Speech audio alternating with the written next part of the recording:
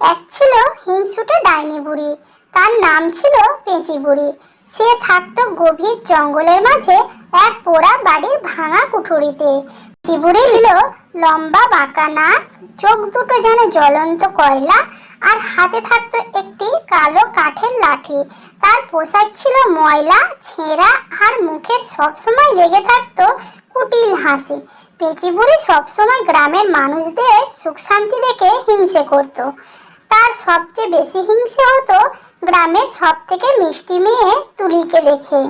তুলি দেখতে যেমন সুন্দর ছিল, মনটাও ছিল তেমন নরম। সে সবাইকে সাহায্য করত, আর তার বাড়িতে সব সময় হাসি খুশি লেগে থাকতো। একদিন ভরা পূর্ণিমার রাতে যখন চাঁদ ঝলমল করছিল, পেঁচি বুড়ি তার কালো জাদু দিয়ে একটা ফুন্ডি আঁটলো। সে চাইলো তুলির সুখ কেড়ে নিতে। তার মন্ত্রপুত কালো লাঠিটি শূন্য ঘুরিয়ে সে বিড়বিড় করে মন্ত্র পড়ল, হিং টিং ছট, সুখ শান্তি হোক সব নষ্ট, তুলির হাসি হোক বন্ধ, নামুক ঘরে ঘোর দুর্গন্ধ। পেঁচি বুড়ির জাদুতে আকাশ কালো হয়ে গেল, আর এক ঝলক ঠান্ডা বাতাস তুলির বাড়ির দিকে ছুটল। পরের দিন সকালে দেখা গেল তুলির বাড়ির বাগানে যত সুন্দর ফুল ছিল সব শুকিয়ে কালো হয়ে গেছে। তুলির পোষা পাখিটা গান গাইতে ভুলে গেছে, আর তুলির মুখে সেই মিষ্টি হাসিটাও যেন উধাও। তুলি সারাদিন মনমরা হয়ে বসে থাকে। সারা গ্রামের মানুষ চিন্তায় পড়ল। সবাই বুঝলো এটা পেঁচি বুড়ির কাজ, কিন্তু ভয়ে কেউ তার কাছে যেতে সাহস পেল না।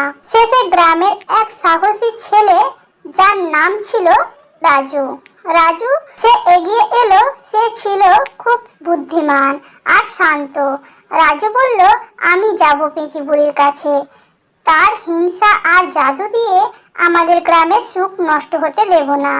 রাজু সাহস করে লাঠি হাতে পেঁচি বুড়ির পোড়া বাড়ির দিকে রওনা দিল। যখন সে কুঠুরির কাছে পৌঁছালো, দেখলো পেঁচি বুড়ি তার জাদুর কড়াইয়ে কি যেন রান্না করছে, আর আপন মনে হাসছে।